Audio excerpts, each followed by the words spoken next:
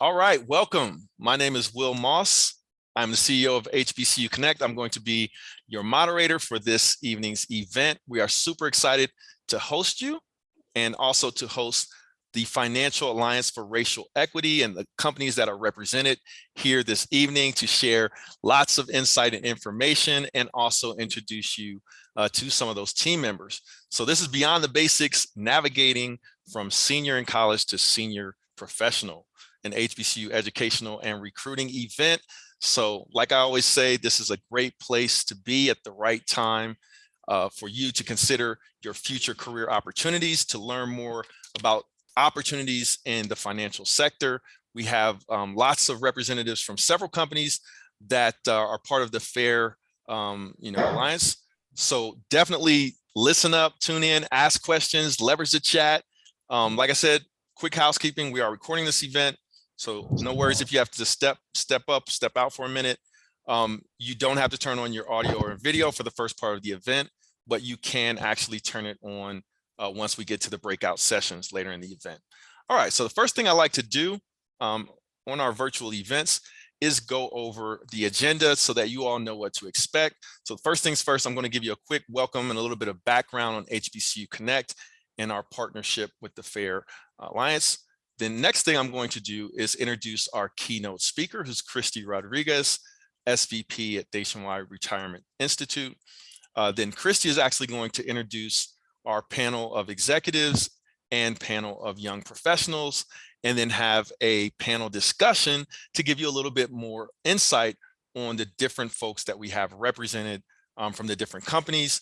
It'll give you the chance to kind of take some notes, to prepare to ask questions, because some of our panelists, I believe actually all of our panelists and other folks from the different teams, from the different companies that are represented, will be also joining those breakout sessions to allow you to ask questions and engage.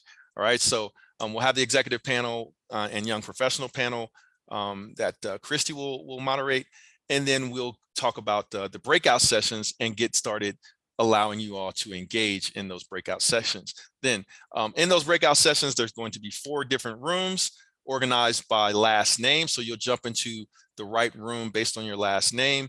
And then the representatives from the 4 different companies here this evening will round robin into the different rooms every 15 minutes, allowing you to learn more about the different companies, ask questions, and engage. And then once that is finished up, I'll bring everyone back to the main lobby to talk about next steps and wrap up the event. All right, so that's going to be our agenda for this evening. But quick thing, let me introduce myself. Some of you guys probably know me from a lot of the email that has gone out about this event, inviting you to the event. Like I said, my name is Will Moss. I'm the CEO of HBCU Connect. Super excited about hosting you this evening. And if this is your first time engaging in one of our events, we used to do these events in physical locations all over the country, but due to COVID-19, we had to stop some of those events that we were doing offline and then host the events online in a virtual format, which gives you that flexibility to attend no matter where you are and take advantage of the opportunity. Now, this particular opportunity is a unique opportunity because most of our events are focused on one company, but this particular event, there are 4 different companies represented that you're going to learn a little bit more about later, also as a part of Kristi Rodriguez's keynote presentation. So you'll learn more about those companies and learn more about the FAIR Coalition. And they have recently partnered with HBCU Connect as a result of us partnering over many years with Nationwide and Nationwide Insurance and Nationwide's financial businesses. So we partnered for many years with Nationwide, and that presented the opportunity for us to partner with the FAIR Coalition. So we're super excited about it and wanted to present this opportunity to you as candidates this evening to engage, learn more, and take advantage of future opportunities. So now, a lot of you might not realize this, but these events are different. So we've asked you all to submit your resume to us. We're going to share your resumes with the partner companies in the FAIR Coalition, allow them the opportunity to reach out to some of you, but then also we're going to give you some instructions for you to reach out to the companies and take advantage of the opportunities that they have available. So this is the right place at the right time for you to engage, ask questions, and learn more. So super excited to have you all. welcome, and let's go ahead and get started with our keynote speaker. So Kristi Rodriguez is a Senior Vice President at Nationwide Retirement Institute. So Kristi, if you're ready, I'll hand it over to you. Awesome. Thank you so much, Will. I cannot think of a better place to be this evening than with all of you. And I just wanted to put up, a little bit of background of myself, and then definitely we'll jump right in. But as you can see, I actually come from the illustrious Hampton University. We've been having debates all afternoon around the real HU, but you know what? It's all love, just like it's all love with all the Divine Nine. I wanted to articulate in my opening that I remember being where you are. And so it was really intentional for me to put on this slide that I had various roles actually before I got into leadership and before I got into executive leadership. So I want you to know we were really intentional this evening that we're going to give you the steps to accomplish wherever your career wants to go. And ultimately, we know you all will be executives.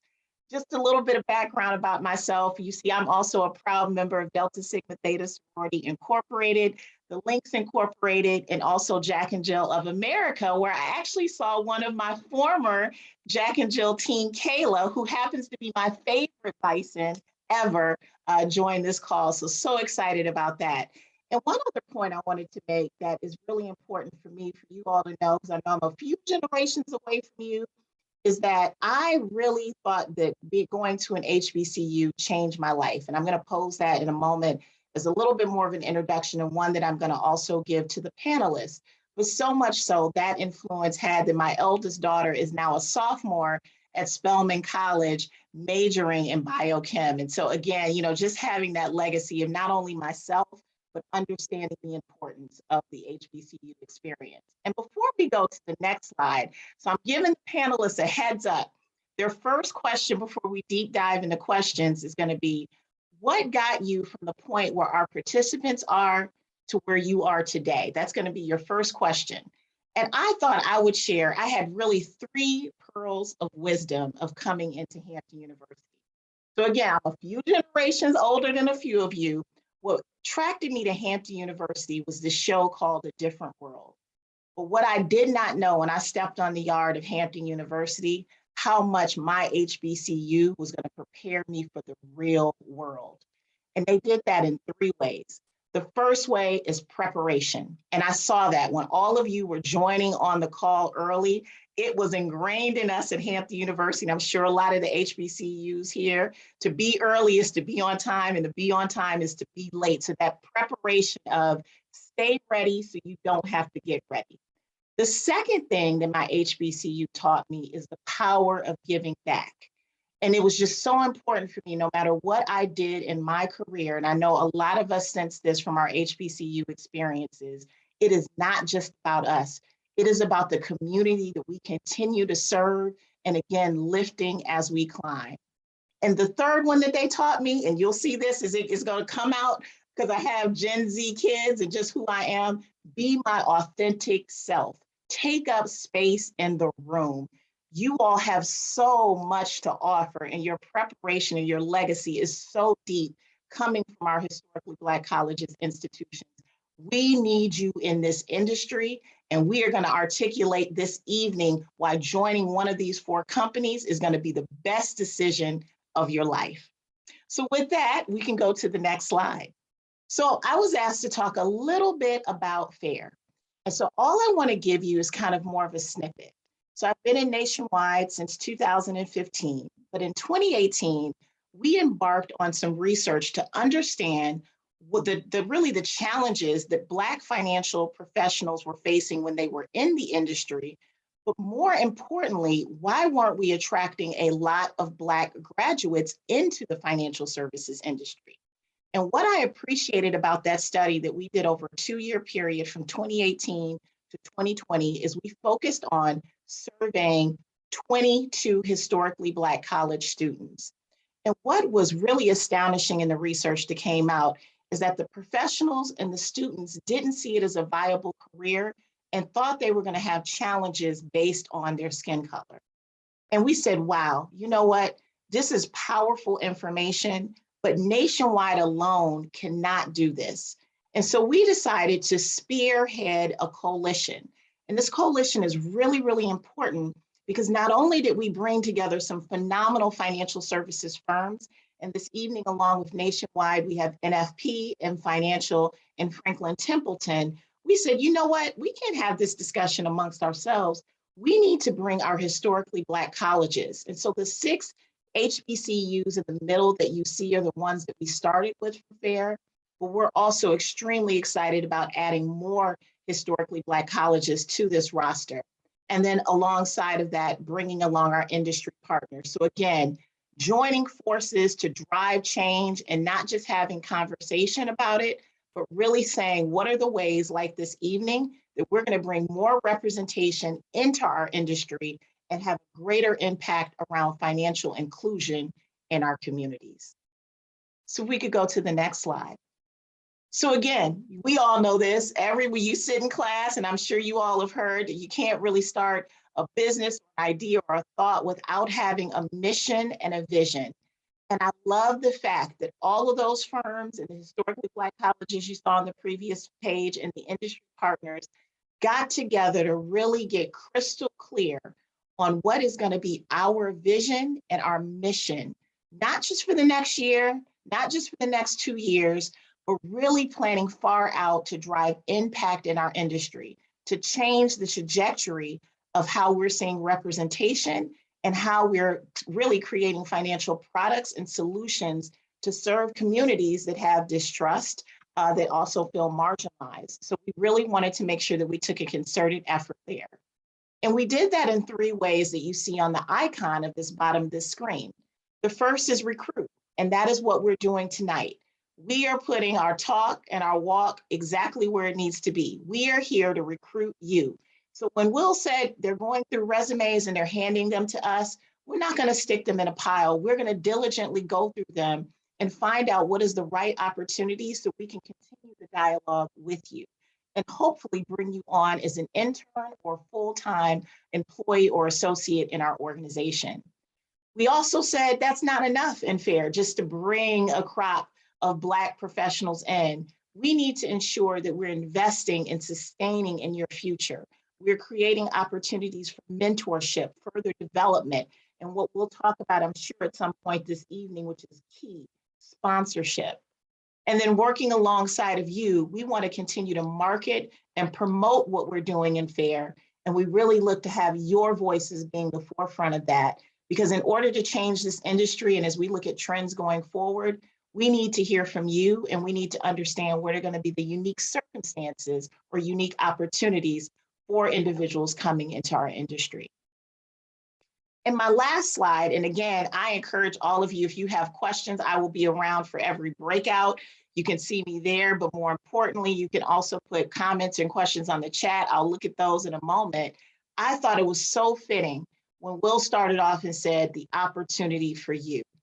And I wanted to make sure you all saw the vast opportunities in financial services that are available to you, the full ecosystem of what's to offer. It's not this kind of stuffy insurance business where you only have to be an advisor. We need people that are going to be asset managers. We need people with accounting and finance backgrounds, legal backgrounds, marketing backgrounds. I come from a long history of marketing in financial services and in healthcare, data sciences, AI, wealth management, sales support. And I have said this in a crowd at the National Black MBA conference, there is money to be made in this industry. And so what I want all of you to think about is, what is that opportunity for you to come in? What is that opportunity for you to change the trajectory of your life and the legacies behind you, which we know is all instilled in our schools and our universities, by thinking about a place that you can uniquely show up. And this is just a splash. This is not an all-inclusive list of places where we need you in this industry, building products, building capabilities, building digital strategy and solutions. We want you here.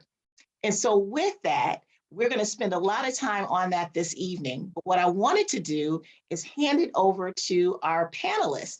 So we have 2 sets of panelists this evening, executive panelists who will go through, and we'll start with Kendra, who will first give her name, her company, and her title. And then she will also share kind of what got her here. And we'll do that for all of the executives before we move on until our young professionals. So Kendra, I'll hand it over to you. I won't interject. I'll let you keep popcorning to Lucy, Chris, and then Mike, and then we'll move to our young professional slide. But again, I'm excited. Let's get you pumped, put your information in the chat, and we are ready to go.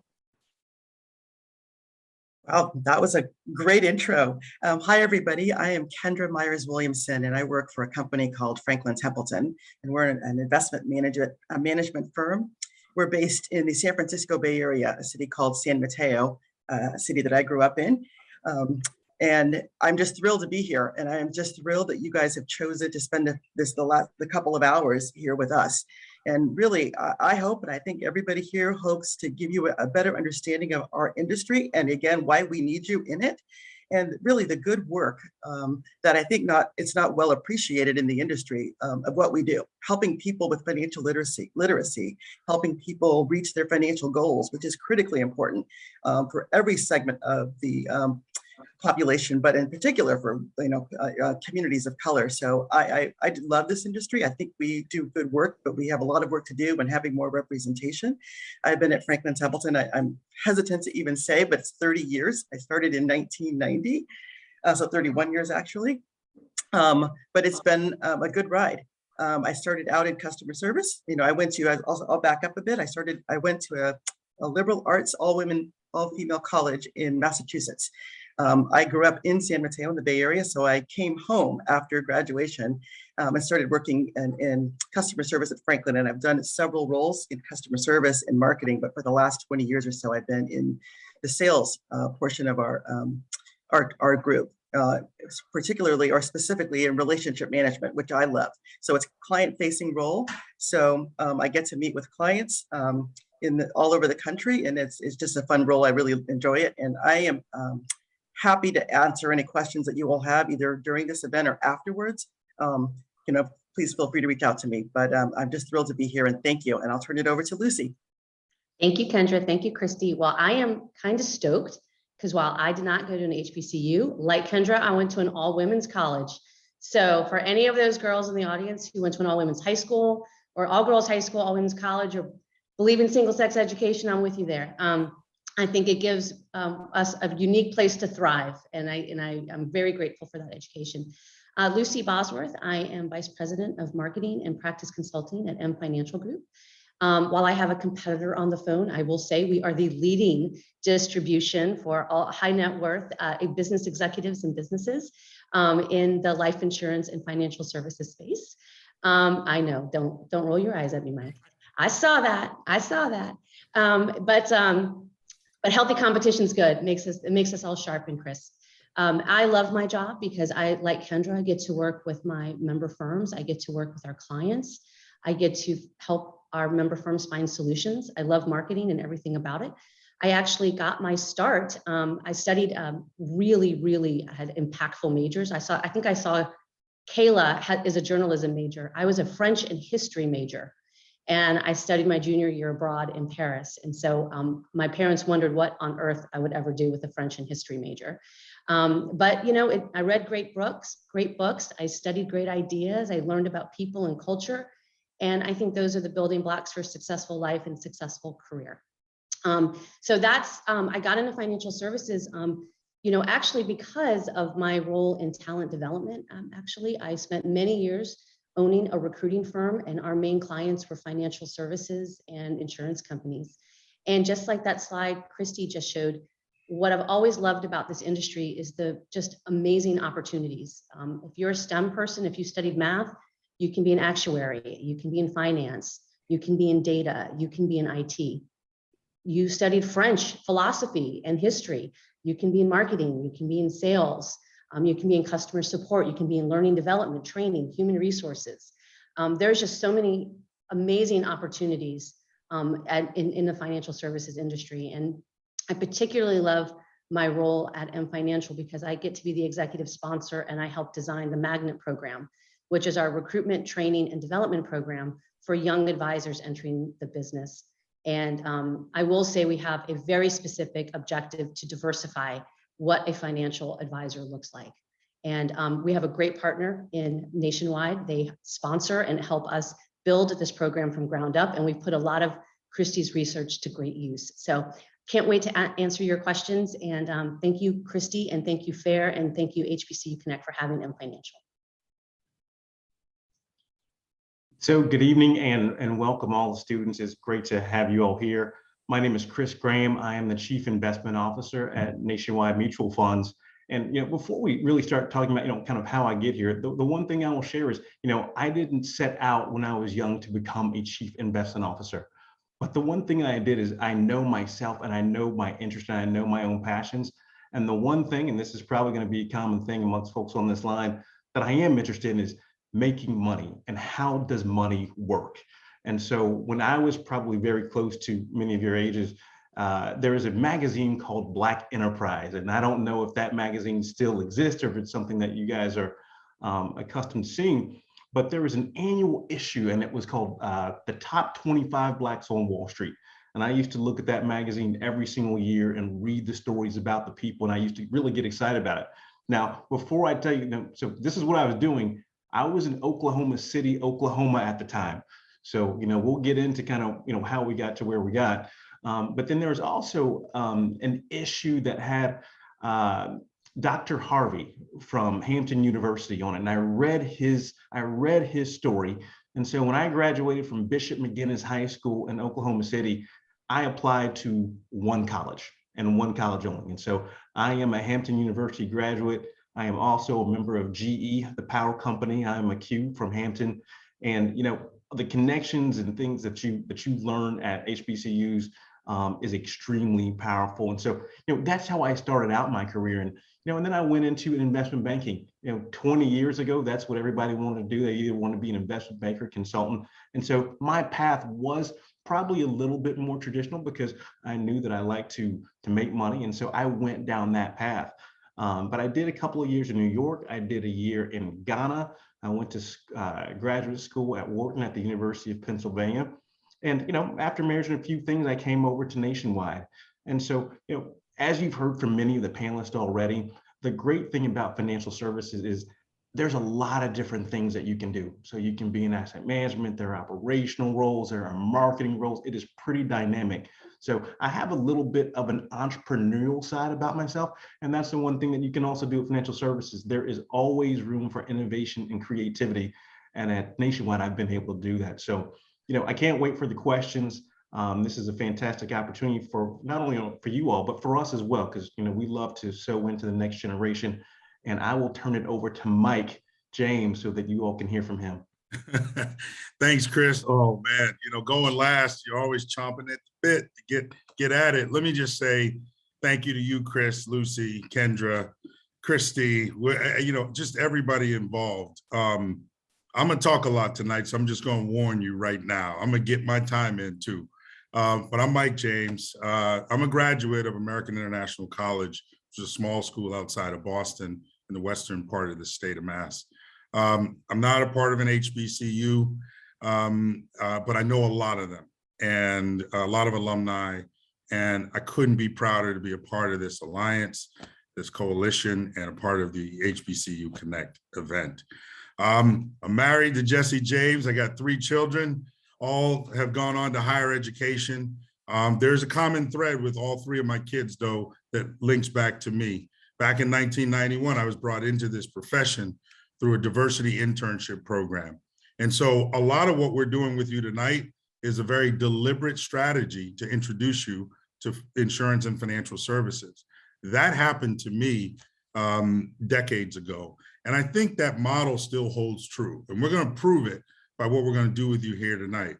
Let me also say that the words that are going to come from all of us, hopefully will reshape your thinking about entering our profession.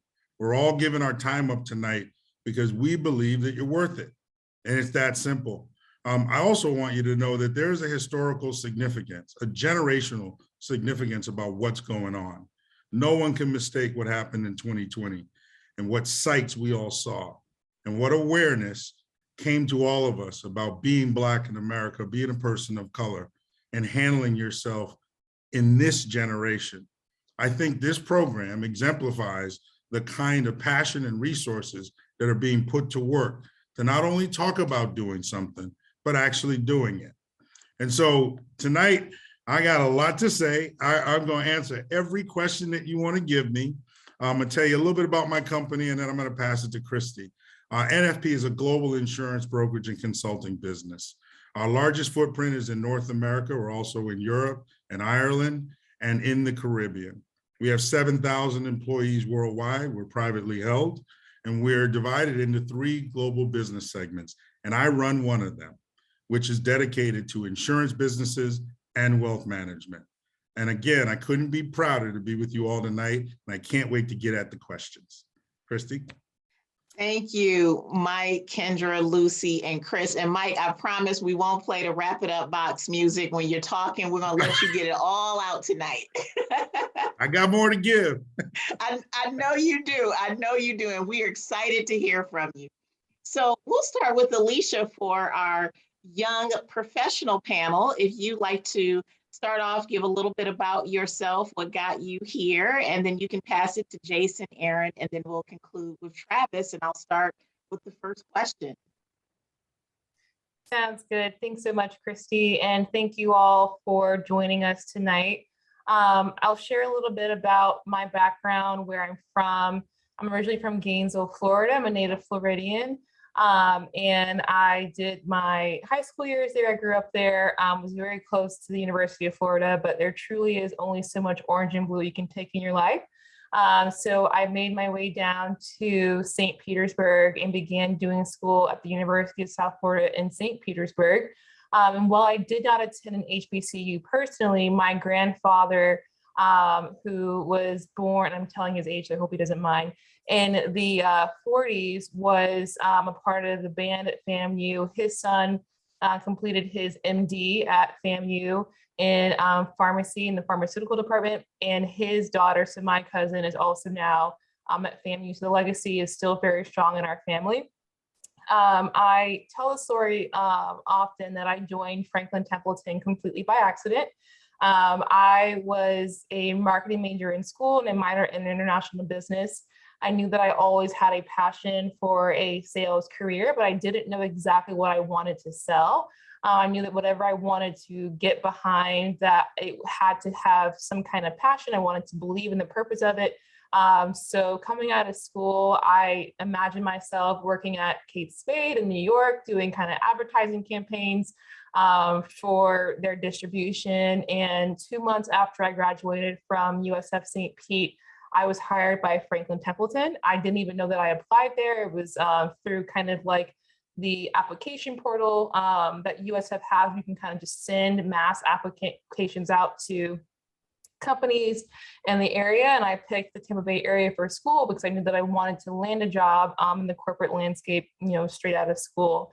And so while I was in school, I took a part-time teller position at Bank of America. Just did not see my life being, this whole thing was strategic, but I did not see my life being like the staircases being set up for me to land the role at Franklin Templeton, which required me to kind of do check processing in our customer operations department, where I worked in our transfer agency for a year.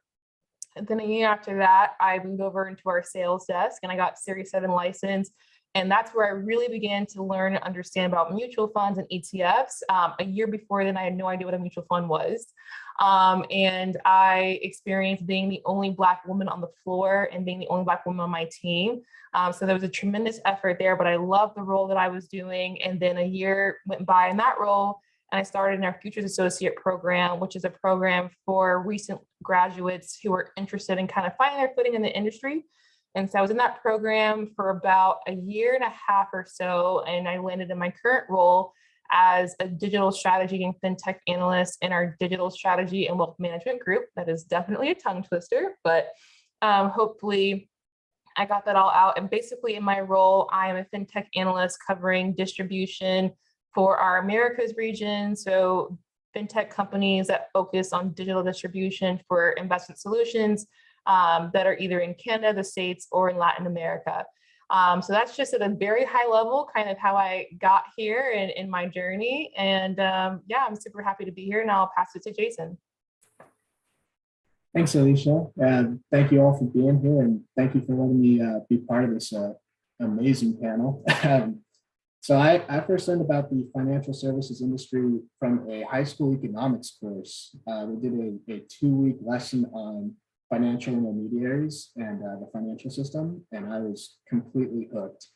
The first subject that I really engaged with, felt connected to, and felt was tangible and relevant to myself. So when I got to college at the University of Washington, I didn't know what financial services was, but I knew I wanted to be in it. So when I got to school, I started cold calling local Seattle businesses, offering free coffee in exchange for an hour of their time to just talk with me about what it is financial services was.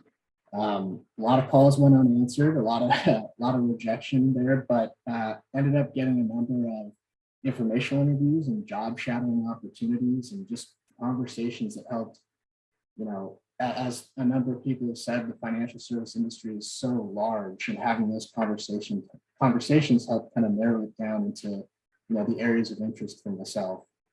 So then it was about, again, back to cold calling, trying to get internships. And once I started landing those, it was about getting in there and volunteering to do as many projects as I possibly could with as many teams as I possibly could to not only enhance my technical abilities, but really find my niche, find my passion, whether it was in the marketing side, whether it was being out in front of clients in a sales role, whether it was back office analysis, trading and analytics, those kinds of things. And so all that kind of led me to my current role in financial as a wealth management analyst, doing outsourced investment management and helping to manage a turnkey asset management platform. With that, I'll pass it on over to Aaron. Thank you, Jason. So good evening, everyone. Definitely appreciate you all coming out tonight. We're definitely looking forward to having a great evening with you all. My name is Irvin. I am a graduate of the Hampton University class of 2021, also a member of Kappa Alpha Psi Fraternity Incorporated. And I work at a Nationwide Financial, where I'm a financial analyst. My role getting to, my journey getting to financial services, it had always been something, finances had always been something that interests me since I was a kid, honestly. I used to take my mom's phone when I was bored back, I think it was like the iPhone 3 or something. And just instead of taking it to go play games and stuff, I would just go open the stock market app and just go look at all the stuff, because it didn't make sense to me, but it looked really interesting. So as the years have gone on, took the time to learn about stuff like that. Found my way to Nationwide actually via an internship. Also had the opportunity to intern with Huntington in 2019. I interned with Nationwide in 2020. And those two experiences really helped me get interest into the financial service industry. And so just excited to be here, and looking forward to a great evening with you all. And now I'll pass it off to Travis Harris. Hey, I hope everyone's having a great evening. Thanks again for joining us. I get the pleasure of working with Mike James, and I won't talk as much as Mike will tonight, but he's a stud. So we're lucky to have him, and we're lucky and happy to be here tonight. Again, my name is Travis Harris. I have a more of an unusual path to the financial industry. I actually graduated from Middle Tennessee State in Murfreesboro, Tennessee, right outside of Nashville. Longtime girlfriend graduated from TSU, so a little bit of connection there. I have to claim it for her sake, so I don't get in trouble.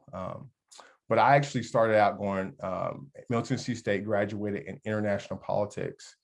I had a minor in women's studies, and so for me, I wanted to transition into more of a legal role, figure out my way in state and local politics. And unfortunately, I did not take that path. Instead, I ended up graduating there from Middle Tennessee State and going into education. I worked at a boarding school for 12 years in Asheville, North Carolina, learned a lot, met a lot of people. I was in a totally different environment, but it gave me those skills needed to be able to be relatable and be able to navigate those paths and those directions of value of where you want to go in life. And so now I find myself in Charlotte, North Carolina, working at NFP. I specialize in employee benefits, where I had the pleasure of working with groups to establish and curate benefit package for their employees Quick story. So during the pandemic, navigating that world of EB, employee benefits, I had the pleasure of working with a lot of minority-owned businesses, women-owned businesses, veteran-owned businesses, Black and Brown-owned businesses. One thing I've learned is that a lot of businesses, brown women, don't have a lot of employees 50 plus. And so I actually pivoted and found my niche working with a lot of MBEs and WBEs in the commercial space, helping with bonding and things like that. So for me, I really enjoy helping those businesses navigate their path and their growth to becoming companies that are hopefully flourishing and doing some pretty cool things in our society. So we're pretty excited to be here. Thanks again for allowing NFP to represent. So thank you so much. Absolutely. And thank you, Alicia, Jason, Aaron, and Travis. Aaron, I don't know if your mom's going to appreciate you putting her on blast about her iPhone 3, but we'll talk about that. I'll talk about that later. Really excited. One thing before I jump in, there was a very important note in the chat.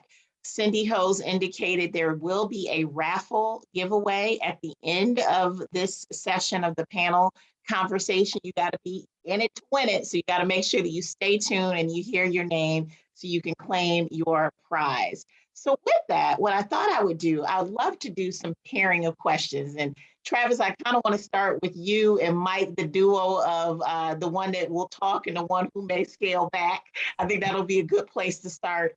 And Mike, I'm going to ask you a slightly different question than I'm going to ask Travis.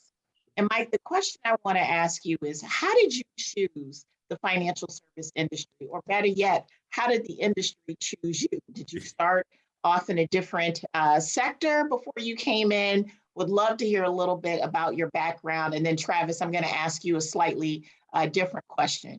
Yeah, thank you, Christy. I'll try to live up to all the hype. So frankly, this industry chose me.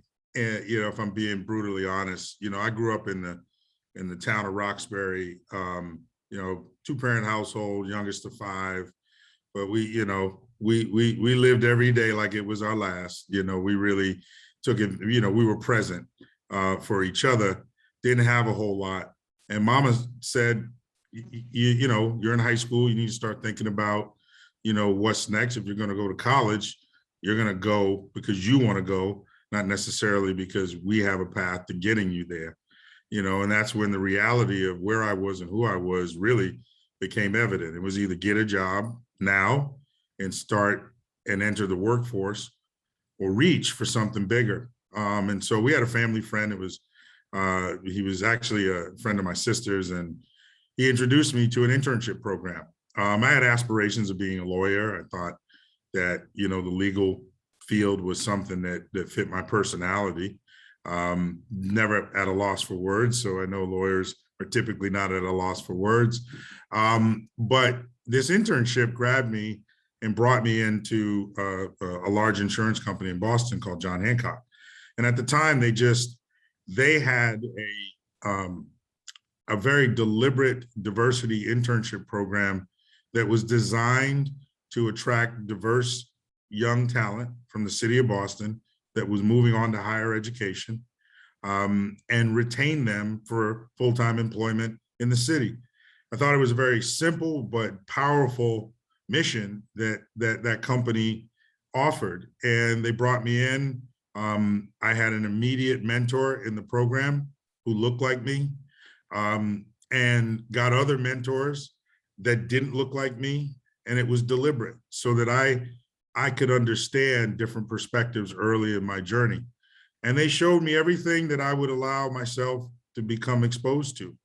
And I was proud of that. Much the same way we're doing tonight. Starts with very open and candid conversations about who you are and what you desire. And they tried to match up my goals and objectives with what that company could provide. And from there, the rest is history. You know, from intern to executive, owner, leader, mentor, all those things that you want associated with your name if you spend the time in a profession. And so I'm really proud to be with you all because I am a product of a very deliberate pipeline that brought me into this profession. And the reason in my opening comments, I said, I'm kind of practicing what I preach. My 3 children all entered internships at their respective colleges and universities.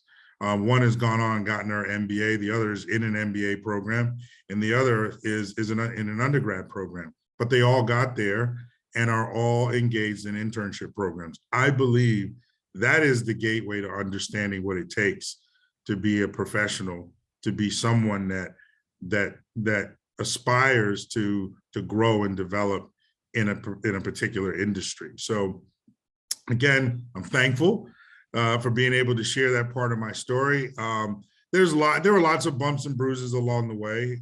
It wasn't easy.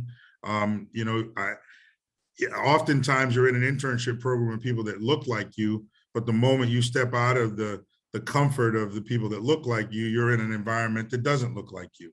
And you have to understand how to be your authentic self in that environment, but still recognize what it takes to be there actually.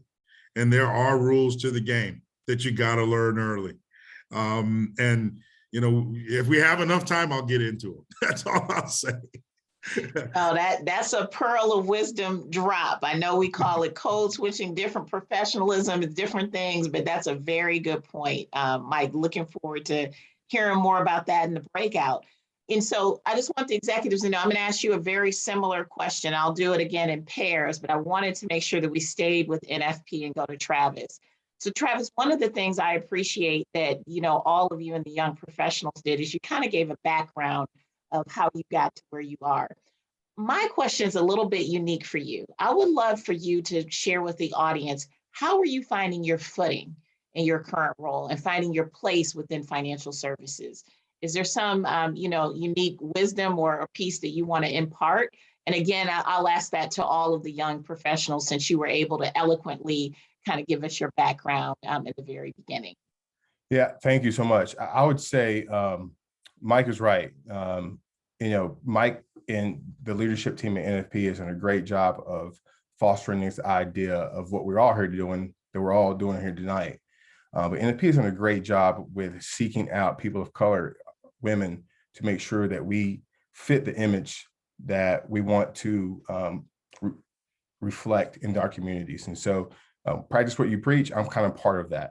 So for me, I started out in education as an administrator. And in my role, I had the pleasure of developing relationships on multiple levels, whether with parents, alums, students, faculty. I mean, I had a staff of 5 to 6 people. So there was these relationships that you had to maintain throughout that process and throughout that role that were amazing for me. And it allowed me to be organic. It allowed me to be myself. It allowed me to work my passion and work those things that really fit with what I wanted to do in life. And so long story short, I had a family who came to me one day and said, "Hey, Travis, we love how organic and how raw and natural you are."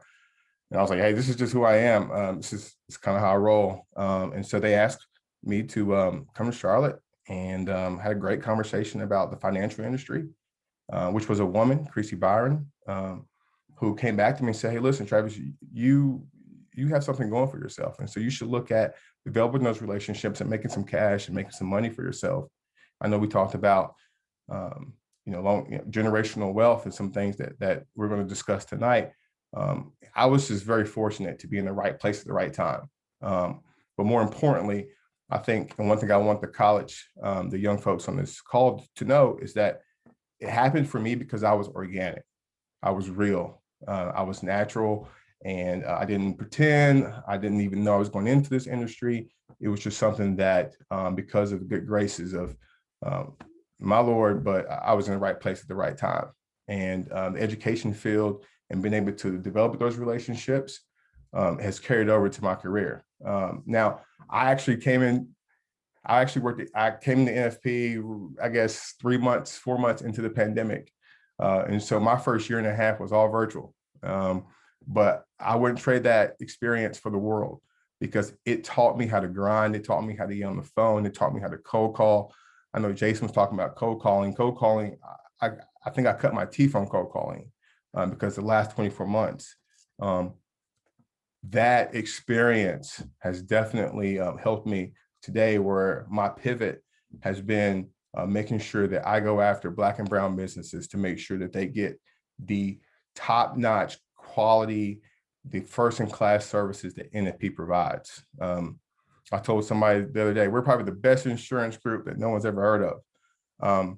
And that's true. When you think about our capabilities, you think about our portfolio. And I'm just happy to be at a place that is moving in the direction and it's new and it's fresh. We got some cool things coming up actually next week and then into March with some of the cities and municipalities in the Southeast that are making those initiatives, bringing those into light within their cities. And so I'm just happy to be a part of it and very thankful for it.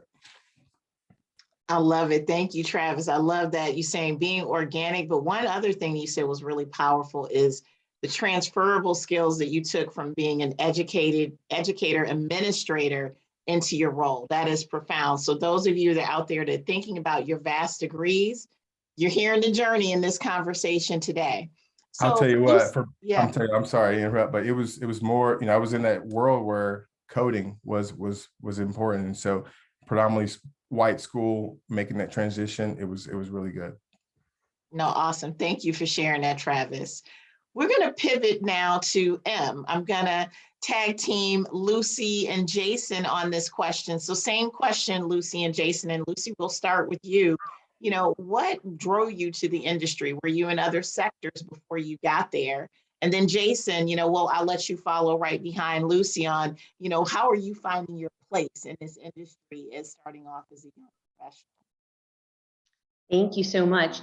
It was interesting. I'm a first generation American. My dad was from Brazil. My mom's from El Salvador. My real name is Lucia. And so I didn't grow up in a professional family. I didn't grow up, I joke sometimes I didn't learn how to read till I was like second or third grade because my parents were too busy working. They weren't reading me books, so, and then I ended up a French and history major. And, unlike Mike, who was chosen, I just sort of stumbled into the career a little bit, right? And, from my educational background as well. And I started as an entrepreneur. I got recruited into a kind of an early stage recruiting firm, and I ended up an owner in the firm, and we sold it I sold when I was 30. So I grew the company from like nothing to right under 10 million, and I sold it when I was 30.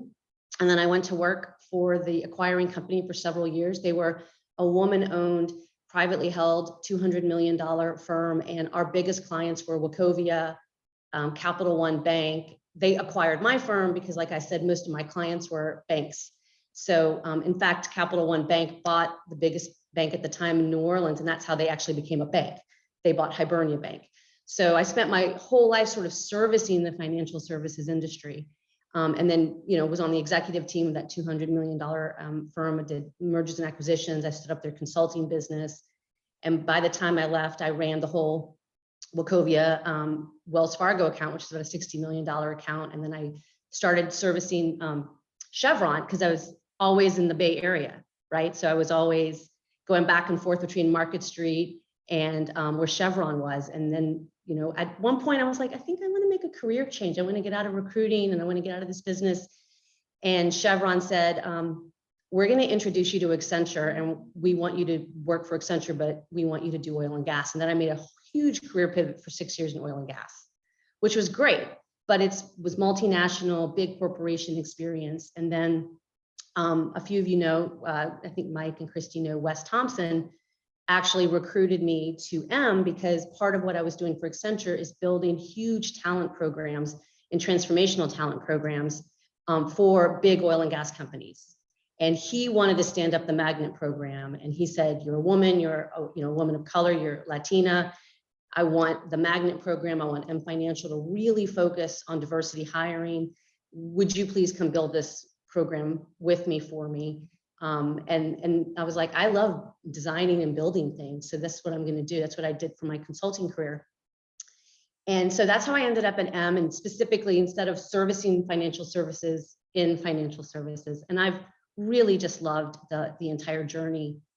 And I think what I would like to share is just simply, when you have an opportunity, just take it, just take it. I mean, when I started at that, I took that first job in the recruiting firm because they offered me free parking.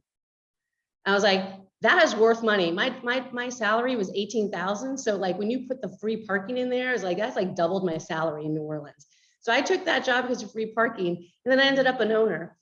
And then when I looked around, you know, I had such great client relationships at Chevron. They were like, you know, and I was like, I've never really done consulting. I've sort of done consulting, but not really. And I ended up, you know, doing really well there. And then when Wes said, I think you could do this. And I was like, well, I know I can do it, but I want to do it. So my is like when you have a good feeling about a company, or you have a good feeling about who you're talking to across the table or the people around you, don't feel like you have to stay where you are because it's always what you've done. Just take the opportunity. And if you have a good education, like from an HBCU, you are going to be well prepared for challenges, and you're going to be well prepared for tough conversations, and you're going to be well prepared for those uncomfortable conversations. As a woman, it's hard sometimes. It's just hard. And I don't ever think it actually gets easy. Even when you're in the C-suite, which I am, it's still hard.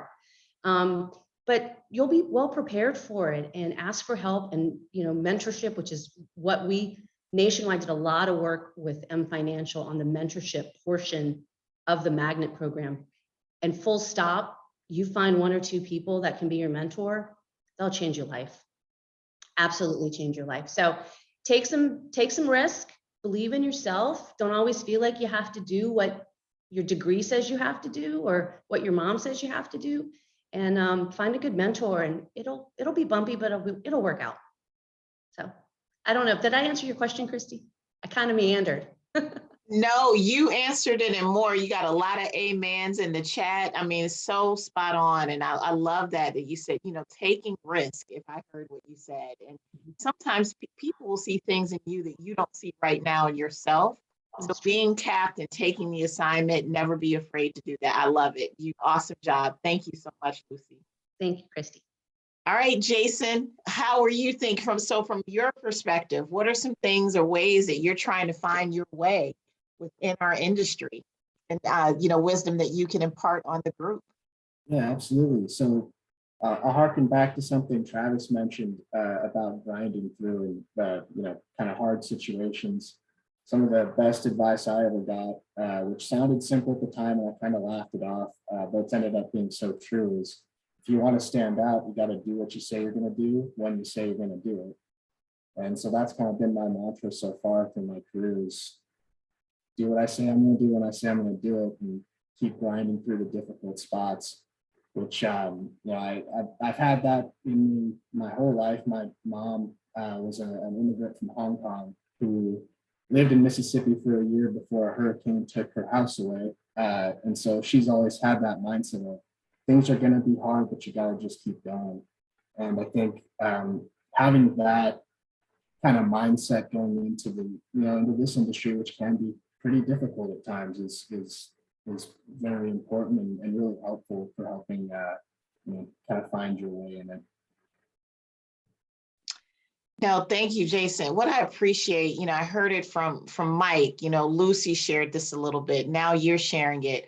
Really, you know, where you start is not where you're ultimately going to end up. And I just love the fact, and thank you, the three of you, for your transparency and sharing that, because that is so profoundly important, because we all come from different walks and areas of life. So thank you. I'm actually going to now pivot to the nationwide duo. But this time I'm going to start with the young professional and then go to the experienced professional.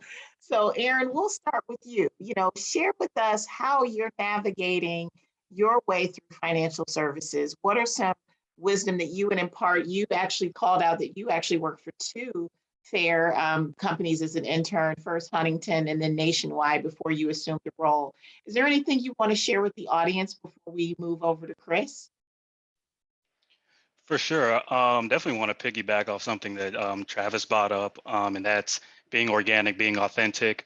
It is very much okay if you come into this industry and when you're first starting out, if you do not know a lot. I haven't been even here a year yet, so I'm still asking questions about some of the basic things on my job today, trying to make sure I have all those things figured out.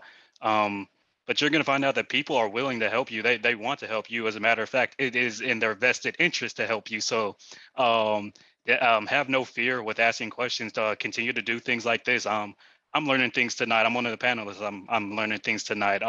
Never get into a space or a place where you feel like that you can't pick up more knowledge. So I mean, that's been the biggest thing for me as I've been navigating through my first year at Nationwide.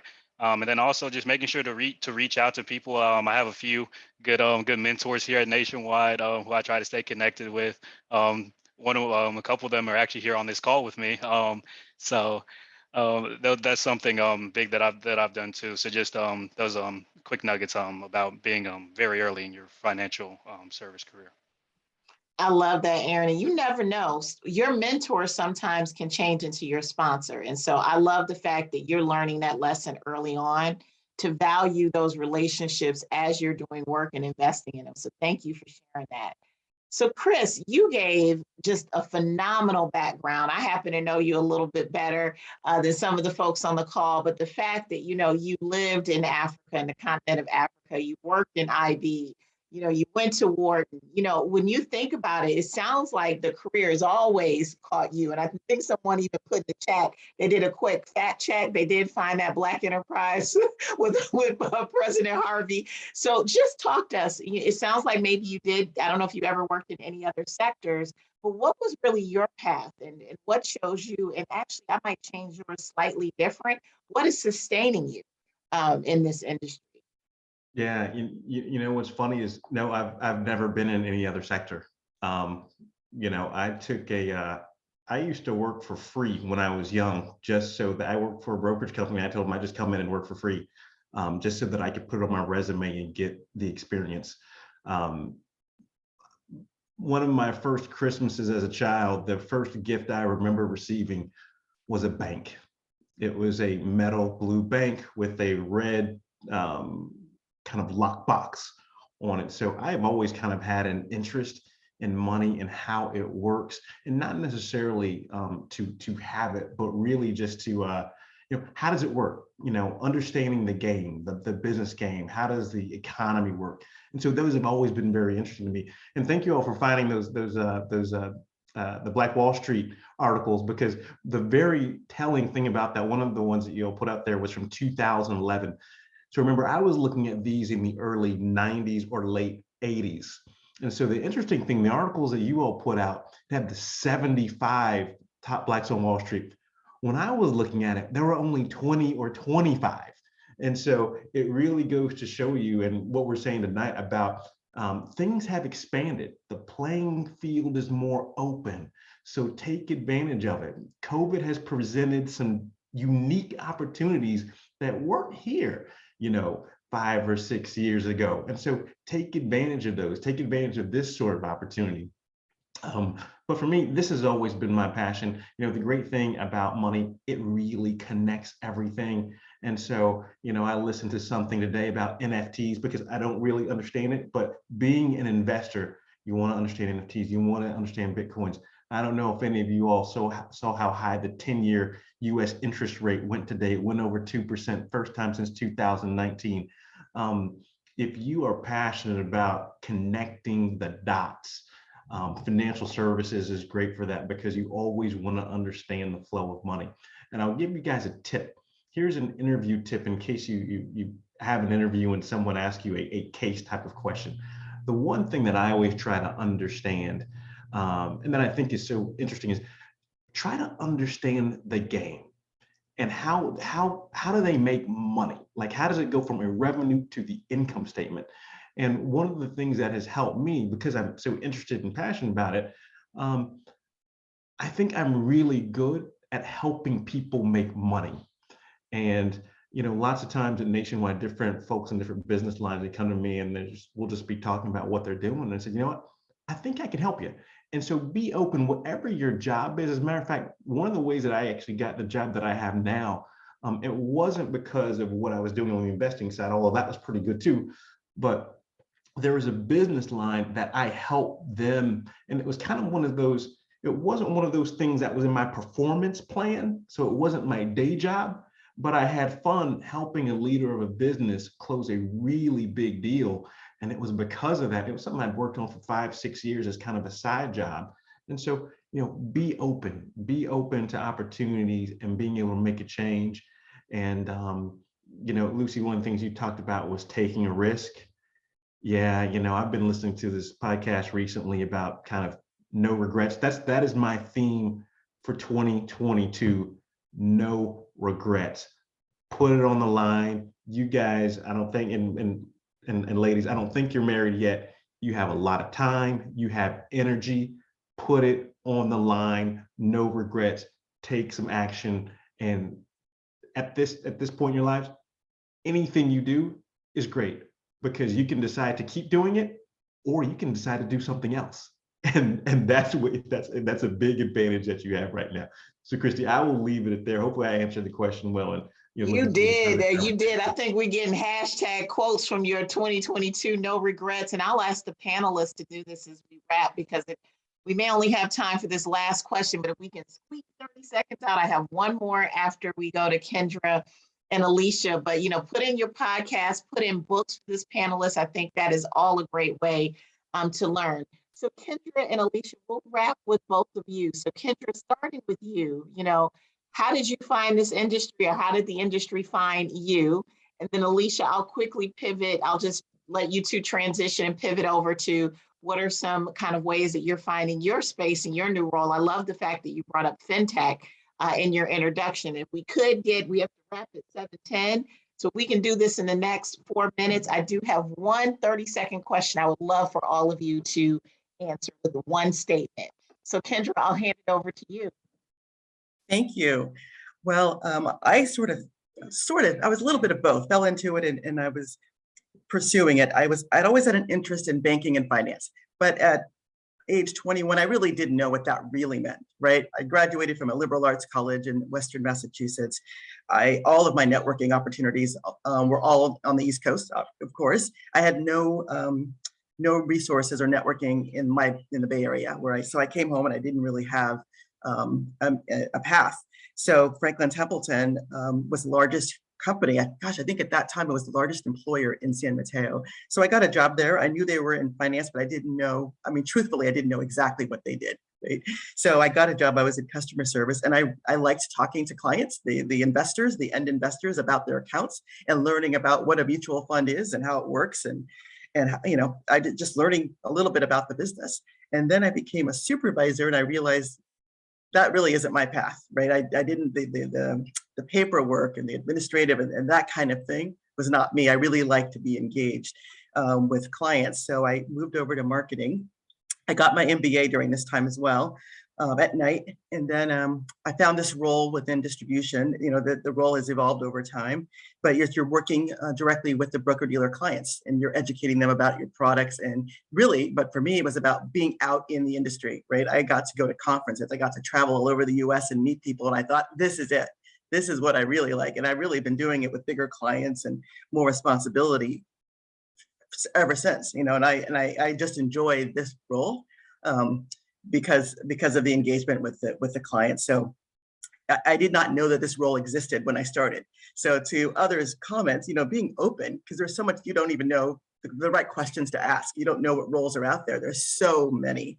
And I didn't have a mentor. And God, if there was one thing I would leave you with is you can get a mentor that would help you. I probably could have skipped a lot of steps if I had a mentor, right? So, but really just being flexible, because I didn't know anything about this role, but someone described it. And so I said, sure, I'll do it. And I didn't realize that that's what I would do for 20 years. So I just loved it. And being adaptable. This industry, everybody on this panel will tell you, whether you've been here for a year or 20 or 30, it changes so fast, which makes it exciting for sure. But you have to be adaptable and you have to be persistent. It's not all easy. It's not all roses by any stretch of the imagination. There's it's life, it's not always easy, but it's very rewarding. And I would recommend it to you all to take a look at it. Because really, as I said before, there's good things happening in the industry. It really does help people improve their financial lives, and that's what I hold on to, and that's what I tell people. So I try to make it short and sweet. You did just that, and it was powerful and impactful. Thank you so much, Kendra. So Alicia, just wrapping up with you, maybe in the next minute or so, you can give us your pearl of wisdom of how you're navigating within your current role. Sure, thanks, Christy. So I've been with Franklin Templeton. Valentine's Day will be 5 years, and there have been a number of things that I've learned that helped me navigate kind of my placement and the role that I've landed. And I think the ultimate thing, everyone that just spoke really said, a token or a piece of the steps that I've had to take on that staircase to get to where I am today, that really spoke to me and I identify with. And I think the number one thing that I would add to that is finding my voice was one of the most incredible things, and I'm still finding it. That has helped me land where I am today. And, to everyone on this call, including our students and panelists, your voice matters. Your ideas matter. Not everyone is going to have the best idea. And you may have ideas that work in one situation and may not work in another, but don't be afraid to speak up and use your voice and to share ideas, because you never know if that may be the tipping point for the strategy and the team to head to a different direction that is really profitable and works really well for your business units. That's one thing that I would leave, in just this minute to kind of give a token or nugget back to the students is use your voice. Don't be afraid to speak up. And that's what I think has helped me get to where I am today. And Alicia, I couldn't think of a more powerful word of wisdom to end. It is about finding your voice. You are at the table for a reason. And so I appreciate that. So I'm going to start, and each of you have exactly, okay, we got literally 30 seconds to do this. And I'm Mike James, I'm going to challenge you first. One thing that you would do differently when you're thinking about going back and talking to your younger self, one thing that you would do differently as you're searching for a career, to give advice to these students. It could be one word, and literally I'm going to call on your names and you all just give one word. Mike, here's your challenge. More questions. Perfect. Kendra. Get a mentor and network. Great. Lucy. You're on mute, Lucy. Be curious. Love it. Travis. Career Center. Go to the Career Center. Yeah. That is very tactical. I love it. That's tangible. Chris Graham. Make yourself uncomfortable. Wonderful. Alicia. Never hide who you are or where you come from. Fantastic. Jason. Come to events like these. I love that one. And Aaron, you have the last word. Be a sponge, absorb as much knowledge and wisdom as you possibly can.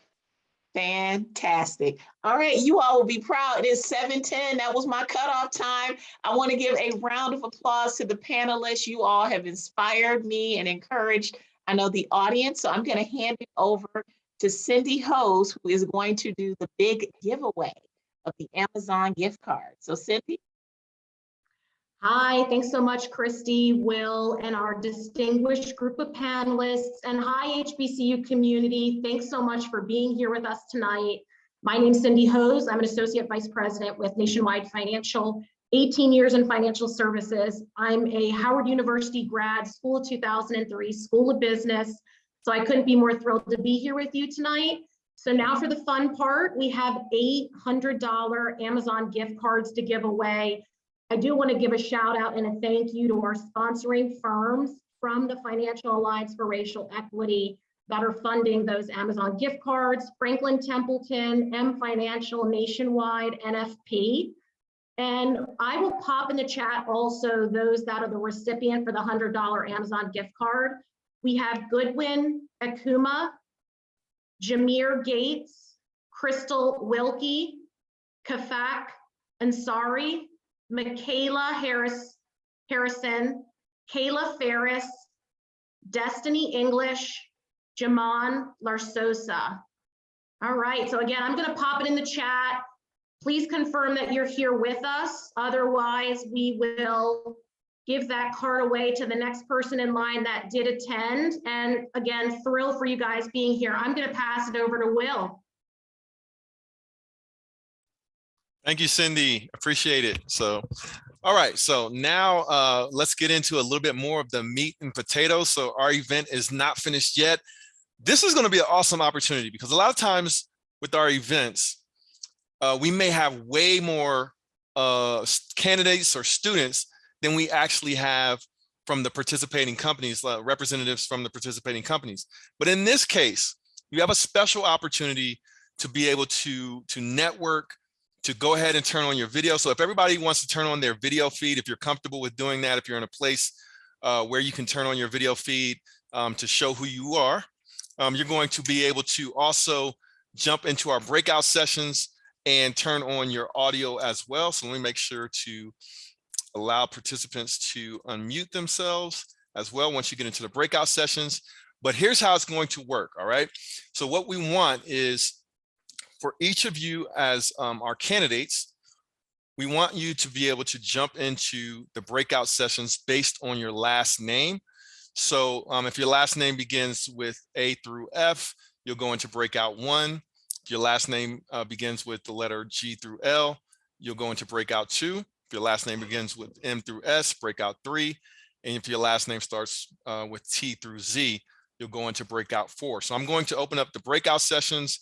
I'm going to allow you all to go into the breakout sessions. And what I want to have happen is I want you to be prepared to ask some really good questions, to be prepared to network with these folks from the member FAIR coalition members, to network, ask some great questions, and also learn more about each of the member companies. All right, so this is a great opportunity because you have almost, not quite a one-on-one, but maybe, for every one person on the company side, there may just be one or two of you all. So this is a great ratio for you all to be able to really be in the right place at the right time. All right, so if you guys are ready, I'm going to go ahead and open up the breakout sessions and allow you all to jump into each of the breakout rooms. So I'm going to open all of the rooms.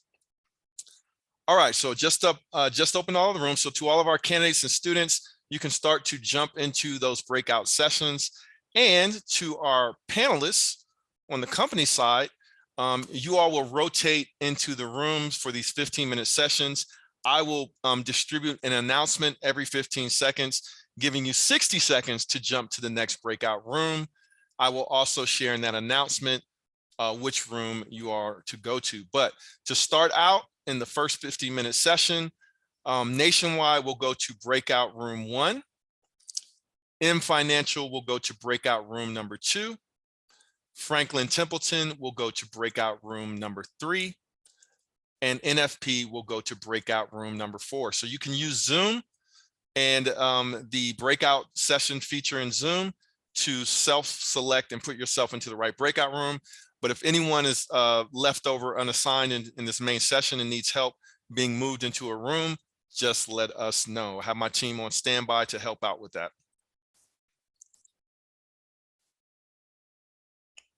So if you need help, feel free to jump off of mute or drop a comment in the chat. Gabrielle Soft, I see that you need help. What's your last name, Gabrielle?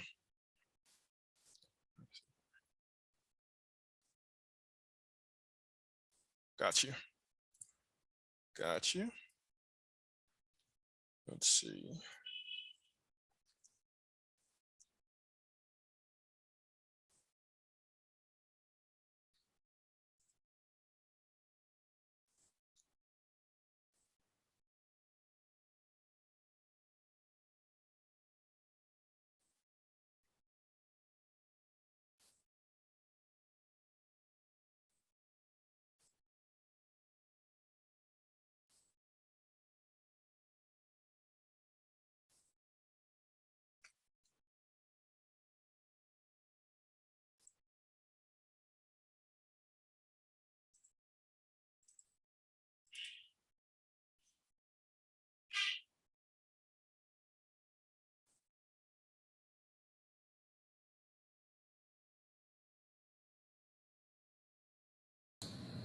Is there anything in particular you wanted us to do?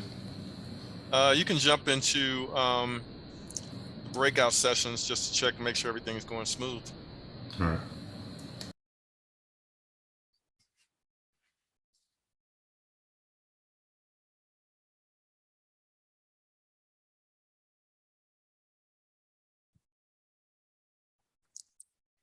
So when we, Will, are you still in here? Yeah. Yep. When you send out the little announcement saying, it's time to wrap up the conversation to the next breakout, are the speakers are being pushed back into the main session, and then we need to move them to the next one, right? They don't come back to they won't come back to the main session. We'll just have to ask them to go to the right session. So I'm going to have right session. Yeah. Okay. And for your group, if you can just kind of keep an eye on them to be able to move them. Yeah. Yep. I'm getting ready to go in there. Okay, cool. And I'll just, if they need help, I'll just move them to the next. Cool. Thank you.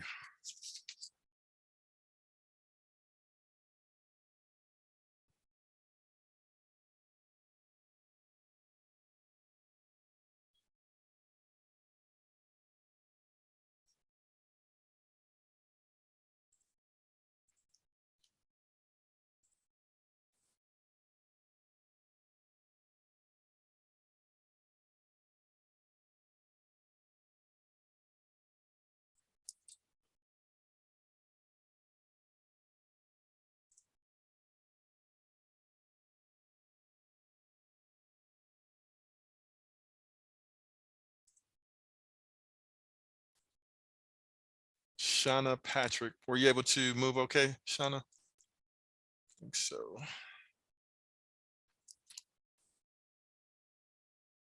Yep.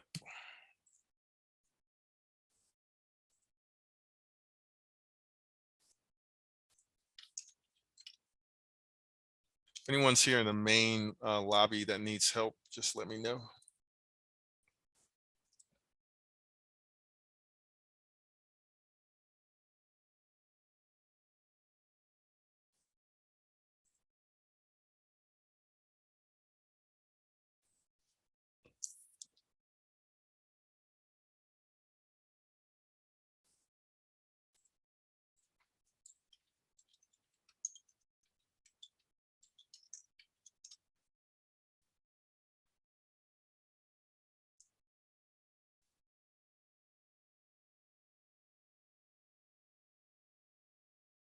Luisa, I'm going to move you to room 4 so you can just observe.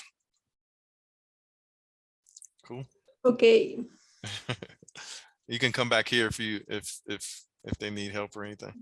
But wait, why? How I come back? Click on breakout rooms. Okay. You see, did the window come up? Nope. When you click on breakout rooms, what happened?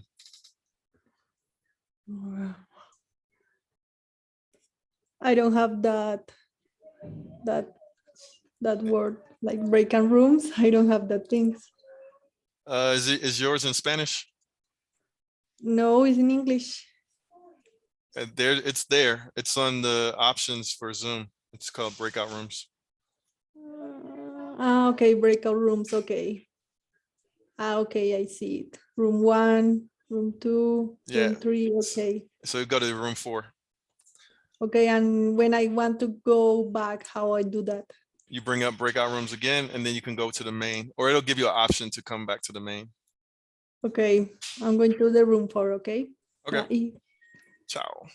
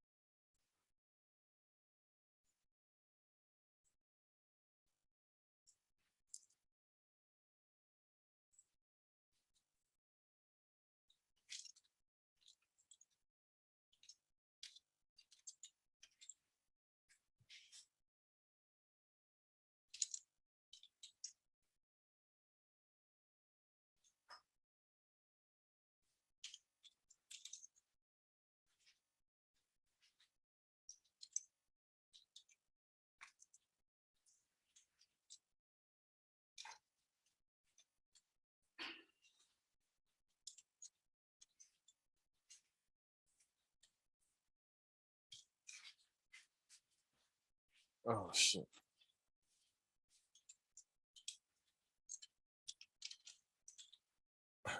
Shit.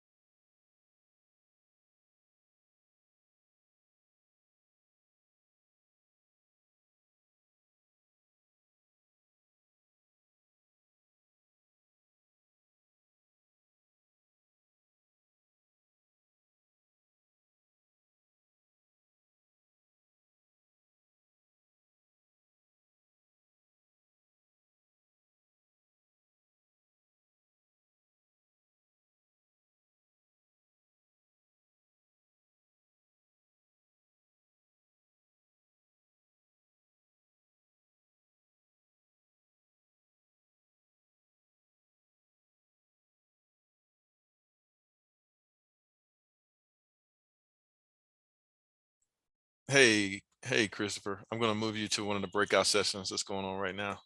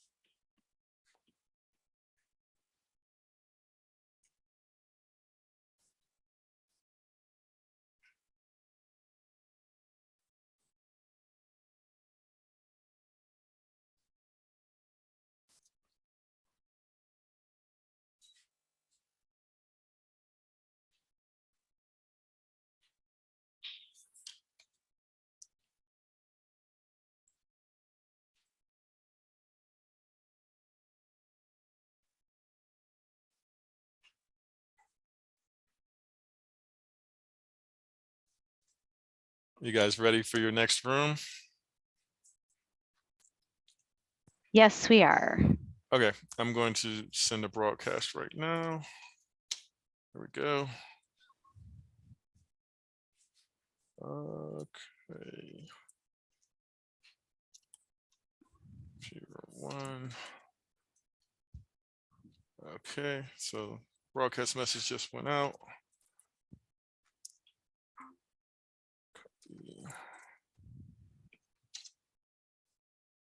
Okay, so Melina, you're with Franklin Templeton, room 4. So if you want, I can move Move you. us there. Yes, please. Thank you. Okay, so let's see, Melina.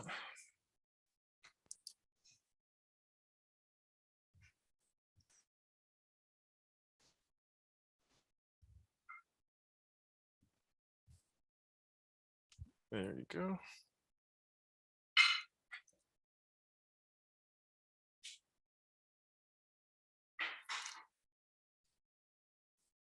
If anyone needs help, just let me know.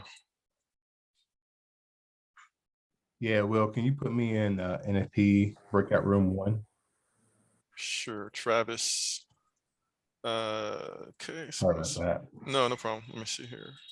Travis goes in room 1. Yes. Gotcha. Thanks. Yep. And financial.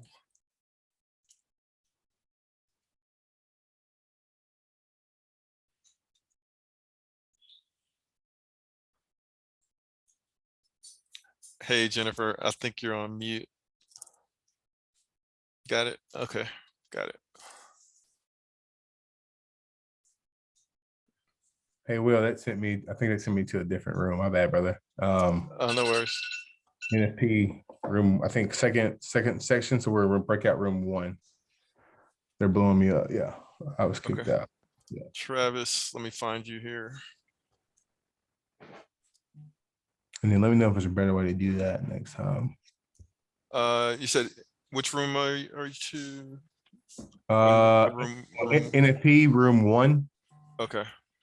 All right. It's actually Zoom is saying you're in room 1 currently. So let me try this differently.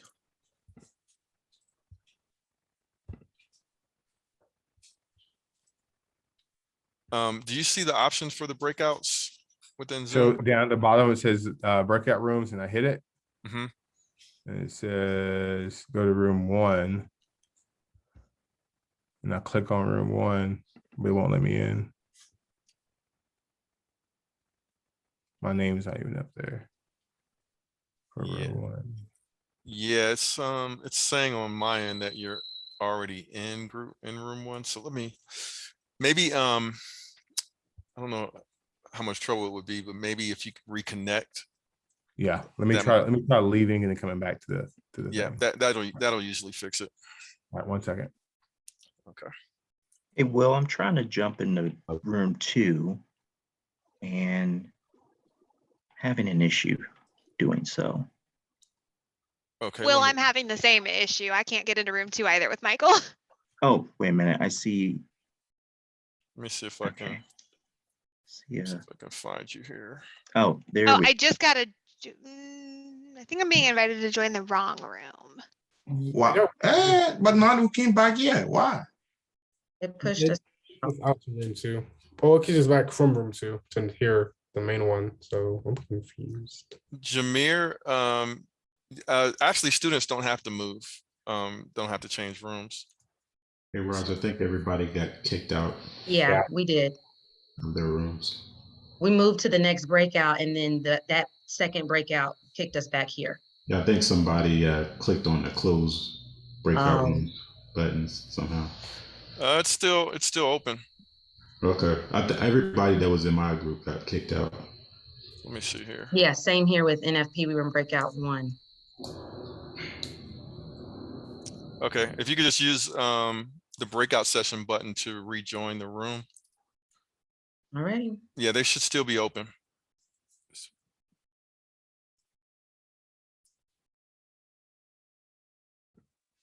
Okay, All track. right.